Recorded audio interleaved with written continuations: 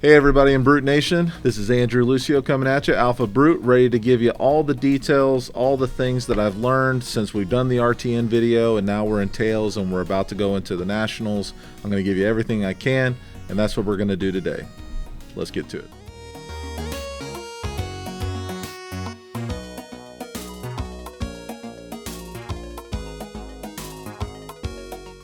All right, so today let's talk about all the things, okay? So Road to Nationals, we're in a totally different meta. We don't have the Tales of Arya things to worry about, Frostbite tokens, bows that can dominate and effectively go wide, and just a lot of little things that are changing up. But what does that mean for Brute? And specifically, what changes have I made? What do I look at in coming up against each of these matchups? How to play the deck. I'm going to go through all these things today because I want to make sure that the newest players, people that haven't even touched Brute, if they're looking at the video, they can get in and have a really good idea of how to play it and of course, you know, what pitfalls to avoid and all the tips and tricks and everything else that come with each individual matchup. And we'll try to condense all that and get it all done in 30 minutes if we can, and I think we can. So let's just get started with Tales of Arya in general. So first things first, when you're playing Brute, you're 3-card hand dependent. You've got to play a card, you got to pitch a card to pay for the card that you want to play. And then, of course, most of the Brute cards say, hey, we're going to need you to discard a card at random as well. So you're 3 cards in on any given turn. Now, if you arsenal and you're quote-unquote a 5th-card hand, then obviously that's really good. But at the same time, for the most part, when you're trying to push in aggro, and that's what Brute loves to do and wants to do, then you're going to need that 3-card hand, and that 3-card hand is going to be a necessity. Now, with all that being said, how does that really draw parallels and relate to Tales of Arya? Well, all the new heroes, they're 3-card hands as well. They want to play a card, they got to pitch to pay for the card that they want to play, and then they've got to show you a 3rd card, and they want to fuse that card. So effectively, when we're sitting down against Lexi or Briar or Oldham, any of these decks that are saying, hey, I need 3 cards in order to get on my fuse plan, it's like we're playing a Brute Mirror. Because the Brute Mirror is exactly the same way. So in any given form or fashion that an opponent could hurt your hand as a Brute player, you can do the same things to your opponent and hurt their hand as well. So effective intimidation tactics, getting them down to 2-card hands, controlling what they're able to do on their turn, and maintaining momentum. Those are the things that are always key when it comes to the Brute Mirror match, and it's going to be the same thing when it comes to these 3 new heroes.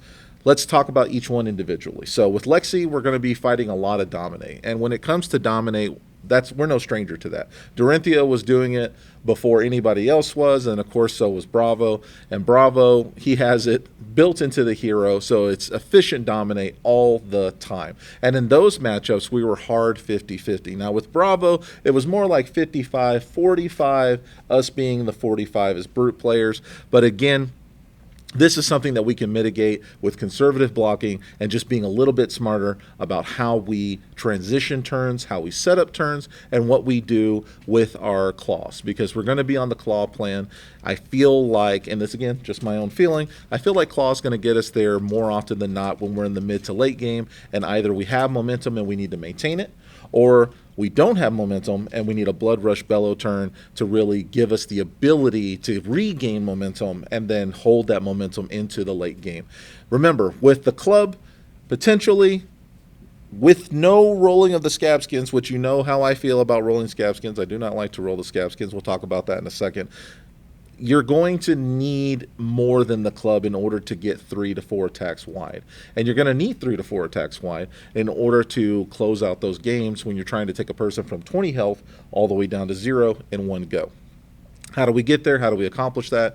Those are things we'll talk about in a second. So specifically with Lexi, the Dominate, that's nothing new to us. Plus, on top of everything that I just said, when we're pushing across aggression and we're trying to maintain that momentum, when we intimidate, we're messing up the lines of play that Lexi has when it comes to choosing specifically the cards that she would like to use as defense cards or as pitch cards for defense, anything else that she's trying to do with defense, whether that be an immovable or anything else that she could potentially want to do. So again, with that intimidation, we mess up those defensive lines of play. We don't allow her to choose the cards, maintain the kind of hand that she wants to, and if she wants to keep the hand that she has after we've taken 1 or 2 cards and put them to the side, then she's going to have to dedicate those cards. And those cards could be the cards that she needs in order to fuse. It could be the cards that she needs in order to fire an arrow. Maybe the one arrow that she has in her hand, but we ripped everything away that she wouldn't mind defending with, and now all that she has left to defend with are cards that she does not want to defend with. So if she decides to give us value and allow us to have that damage, then we're more able to take the bigger hits from the dominate swings later on, which is going to allow us ultimately to win that matchup. Now we'll move over to Oldhim. Oldhim's very similar, wants to do the dominate, can consistently do the dominate because of fusion abilities, also because of the fact that they have Tear Asunder. There's a lot of different things that Oldhim can do that will maintain that dominate structure as well. It's kind of like facing Bravo, but not exactly, considering the fact that Oldhim has to do it on fusion and cannot do it just naturally from Oldhim's own hero ability. So with that being said, remember this, we're on the 3-card hand plan too, so we're not going to have a hand for most of the times that we're attacking Oldhim, so Oldhim's ability to use ice and kind of reset our turns or keep us from arsenaling a card is pretty much negated because of that fact. So the matchup there is very good for us as well.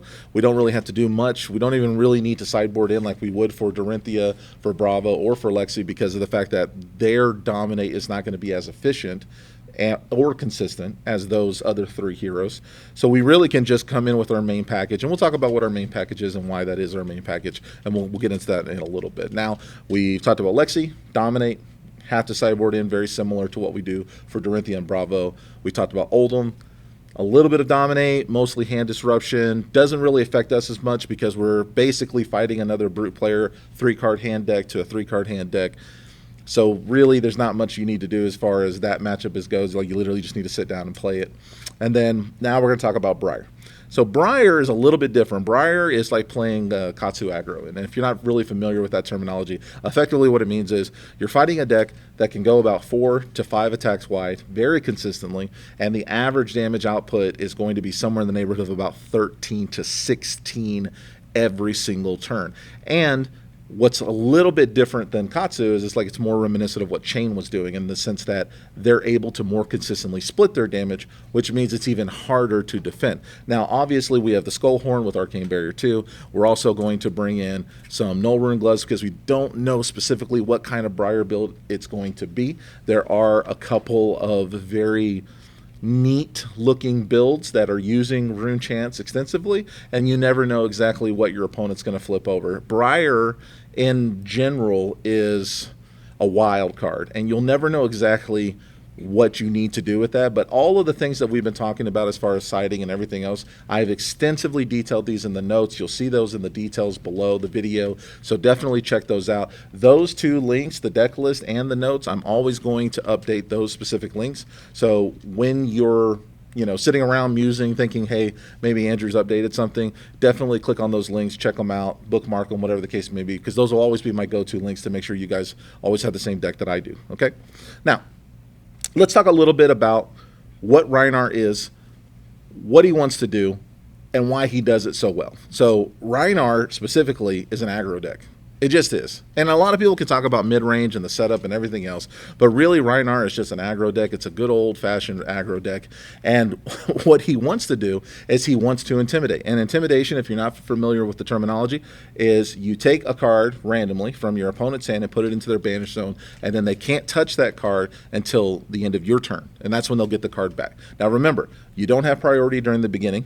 You don't have priority when you're paying costs, and you don't have priority at the end phase. So during those phases, if I take a card from you during the action phase and you can't use it until the end phase, you won't be able to cast instants, you won't be able to do things with it. So when you tell your opponent intimidate and you're using the chain to resolve that ability, that's their one opportunity to say to you, hey, I'd like to respond before you rip a card out of my hand. So remember that, remember it well. Now, how often do we want to intimidate? In the early game, as we're going through, some of the best things that we can do is lay and intimidate and then swing a claw. Because what that tells our opponent is, I'm committing very few resources. In the grand scheme of thing, I'm literally saying this 0-cost card and then 1 pitch card to swing a claw, which these claws are always on the board. So that's less cards coming out of my deck. So now I'm saying to you, I'm making this declaration. I've used 2 cards. I'm only losing 1. Now, in the trade, if you want to stop the bonus damage from barraging beatdown, you're going to have to commit 2 cards. And if you don't commit 2 cards, then I'm getting extra damage, I'm getting extra value, and I'm winning the trade when it comes to what we're committing to the board, because the claws will never go away. And that bonus or that hand disruption with barraging beatdown is just extra value that you're giving me if you don't commit. Now, if you do commit, I'm winning the trade still, because I'm still getting a lot out of your hand that's going into your graveyard that's not going to, as consistently with most heroes, go back into the deck in one form or another, unless they're running Remembrance or something. But even then, we're still winning that trade overall. So how does it look from 40 to 30? You swing a big attack, you lay a barraging beat down, you want to disrupt their hand down to 2 cards. And the reason I'm telling you this is it's very, what's the word I'm looking for here? Enticing. It's very enticing to try to just rip their whole hand apart. Because if you rip their whole hand apart, then what can they do? All they can do is take the damage. But here's the counter argument to that, and the thing that I've learned over countless and countless and countless games. Why would you make it easy for them to just have their turn? You want to, as much as you possibly can, give them the opportunity to make a mistake, because the mistakes that they make are going to generate you even more gains. So at the end of the day, if I'm pulling 2 cards out of their hand and leaving them with 2 cards, those 2 cards could potentially be very, very good cards that they need in order to get their momentum back, in order for them to maintain momentum. And when I leave those 2 cards in their hand and I swing across, I'm giving them the opportunity to make a mistake and commit those to defense. Or I'm taking the bad cards out and leaving them only with good cards, and you know they have to defend, and I know they have to defend, so they're just going to have to defend with good cards. And that's the reason why for the first 20 hit points, really, you don't want to rip out more than 2 cards if you can avoid it. Now, sometimes you can avoid it, and sometimes you don't want to avoid it. Sometimes, for example, you might have a turn where literally your 4-card hand is barraging beatdown, barraging beatdown, barraging beatdown, and a yellow. And if that's what your hand is, then what that allows you to do is push across a ton of damage that they can't answer and hopefully get momentum back or just maintain the momentum that you have. The overall goal and objective for you as the brute player is to get your opponent to 20 hit points, and then you're going to go to your equipment and you're going to use your equipment to leverage them for game. And that's it. Very simple. My hard, fast rule all the time is, number 1, I don't like to roll scab skins. And the reason I don't like to roll scab skins is because I have cards in my deck that say, hey, I get to do more things, go wider, get action points with Sand Sketch Plan. I can do those things without potentially losing my entire turn. And I can control very well what's in my hand as far as 6 damage attacks or higher. And I can do that in such a way that I get to control all the different elements on my board. So where it looks chaotic because you're discarding at random, it's not really at random. When I lay 3 cards down and a Sand Sketch Plan is there, trust me, all 3 of them are 6s. Now sometimes you're going to want to roll the dice depending upon where you're at in the match and what match specifically you're playing. There will be times when you play Sand Sketch Plan and you'll go in and you'll grab a Command and Conquer because you need one, because you have to push some kind of pressure against their arsenal because you know they have something good there. And you hope that the random card that's discarded is not the Command and Conquer, so that way you can actually play it. There will be some times where you really put it all on the line, and you go in there with Sand Sketch Plan, and you get a Blood Rush Bellow, because you absolutely 100% need to have this turn before they're able to regain momentum on their turn, because maybe they searched out a card, and you know what the card is. For example, if you're in the Bravo matchup and they play Showtime, and you know for a fact that the card in their arsenal spot is the card that's really going to push against you, whether it's a Spinal Crush or a Crippling Crush or whatever the case may be, and you know you have to mitigate that in some way. Maybe this is the only turn you're going to have before you die. Whatever the case may be, you're going to risk it for the biscuit every once in a while, and that's okay. The numbers should always be in your favor in those types of situations, and hopefully they are. But if they're not, sometimes you just got to risk it. But I would rather do something along those lines and actually know what's in my hand and manipulate what's in my hand based on the Sand Sketch Plan than just to take a D6 and roll it across for the scab skins. I don't want to run Gambler's Gloves. I don't want to risk it that much, and I've rolled my fair share of ones, so I can tell you right now, ones always feel bad, and they can definitely lose you the game. So, with that being said, you know what Rhinar is. He's an aggro deck. People want to build defensive control versions and do all this other stuff, and you know what? Hey, more power to you. I'm happy to see a lot of brutes out there and a lot of different brute decks, but when it comes down to it, for me, I'm always looking for the most efficient way to take a hero, build their deck as linear as I can to make sure that it is as consistent as possible and really push through the game plan of what that hero is really good at. And the aggro plan for me with Rhinar is just really, really good.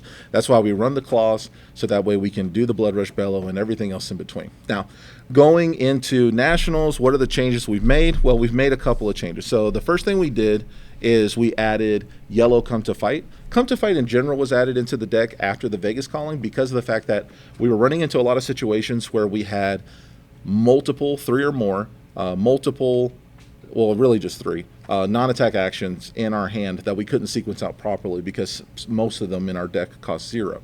And in that sense, we need to be able to sequence out multiple cards, so that way when we play a Sand Sketch plan, we can guarantee that every card in our hand is a 6, so we don't run the risk of losing the action point, losing the turn. So with that being said, Come to Fight came in at red, but then it also came in at yellow later because of how consistently good it was when we paired it with Command and Conquer. So Command and Conquer obviously still in the main deck and always has been because of the fact that it's so effective against just pushing your opponent into a position where they can't safely arsenal. And once they see the first Command and Conquer, whether you're blocking with it, whether it's going to the pitch zone, or whether you're actually playing it, they're going to keep that in mind. Well, is that card Command and Conquer? Is the card you arsenal Command and Conquer? Did you just draw into Command and Conquer? Every time they think about arsenaling, they're going to have to think about that card, and it's going to definitely put them in a position where they could make mistakes on their lines of play, which could benefit you and turn into gains in the long run, into mid to late game.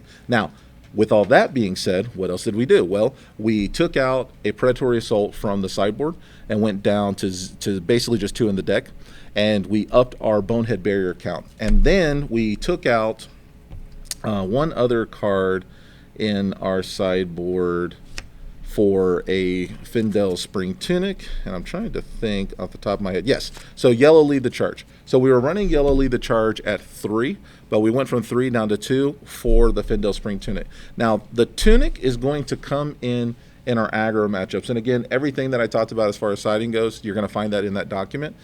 But effectively, what the Spring Tunic does is it allows us to get more benefit and more efficiently perform 2-card hands. So we're getting more benefit from 2-card hands, and we're more efficiently using and allowing ourselves to regain momentum with 2-card hands based on this logic. I'm at 3 counter. I can generate 1 resource. I have in my hand, because of the fact that I had to block, or some other effect took place and I had to discard, whatever the case may be, I have in my hand a Blood Rush Bellow, which costs 1, and I have a 6. So whereas before, the best I could do was arsenal the Blood Rush Bellow and then swing across with a claw, and then draw 4, pass it over to my opponent. Now I get to crack and use that 1 resource from the Tunic, lay down the Blood Rush Bellow, discard the 6, 2 damage on every attack on the board, draw the 2 cards, and potentially we could regain momentum and actually get back into the fight. Based on what we draw, based on everything else that's going on, based on what equipment we still have up, whether we have our Skullhorn up or anything else, we can turn that 2-card shift into bigger, stronger, more potential turns that allow us to get back into the fight.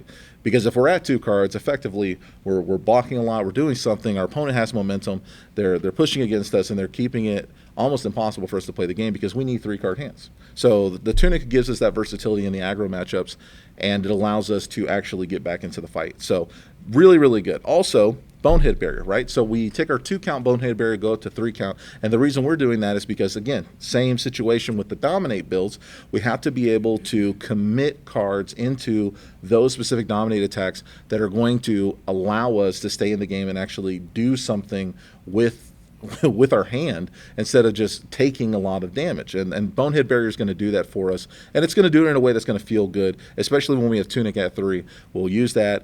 We'll use the 1. We'll still have a 3-card hand, and then now we can see exactly where we need to be as far as mitigating more damage, or we could allow the Bonehead Barrier, if we're lucky, to just block 6. And effectively preventing 6 means that we get to do a lot for the turn. And remember, that barrier stays for the turn, and it'll just slowly tick down as you take damage. It's really nice. It has a lot of versatility in the aggro Katsu matchup, eating a couple of Kodachis off of just 1 card, and the ability to split that damage over multiple Kodachi attacks and potentially lead that damage barrier all the way into their 3rd attack is very, very beneficial for us.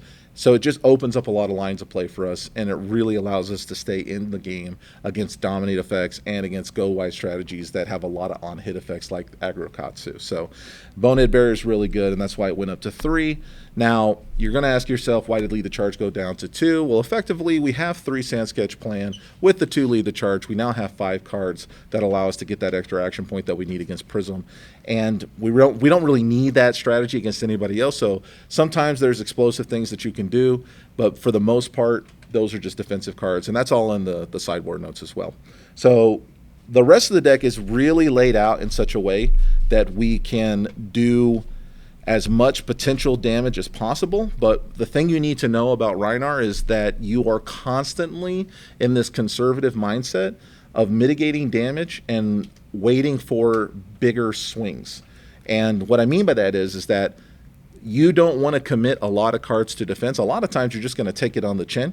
But at the same time, you want to make sure that your trades are really good. So if your opponent's coming across, you know they don't have go again, and their maximum damage output for this particular turn is going to be 6 or less, you can commit 1 card and still have a 3-card hand. Most of your blocks, if not all of your blocks, including Come to Fight, are 3s. So you can block 3, take 3, and then on your turn, commit your 3-card hand to do just as much, if not more, and potentially gain even more advantage because your Intimidate's getting rid of cards that they would love to block with, but now they can't because it's no longer a viable option. So there's a lot going on there.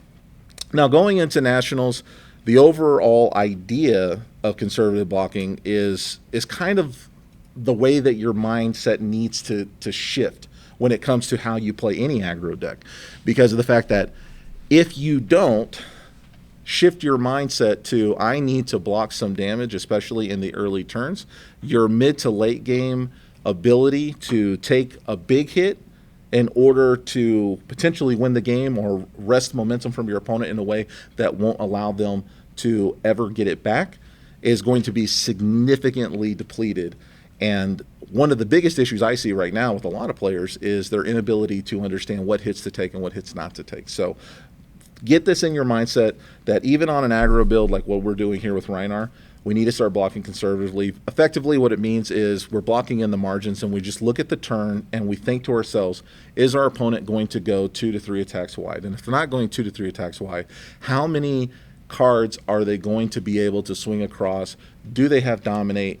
And this will significantly help you to understand when you should be blocking and when you shouldn't be blocking. Because if for example, you're playing Oldham and they come across with an Ulkanold that's not fused, well, there's only potentially 3 of those in the entire deck. So this might be the turn to block out, set up, and then wait for another turn where they're not coming in with something as significant as that, because of the fact that they only have 3 in their deck that are actually going to be able to do that kind of thing. And then you start thinking about other effects and other on-hit effects and other things that could potentially come across from you. So anyways, long story short, we've made some changes. Everything's down on the link. I wanted to shoot this video to you so you guys could really get an idea of what we need to be doing to play the deck and what we need to be doing as far as sideboarding. Everything else is in the notes.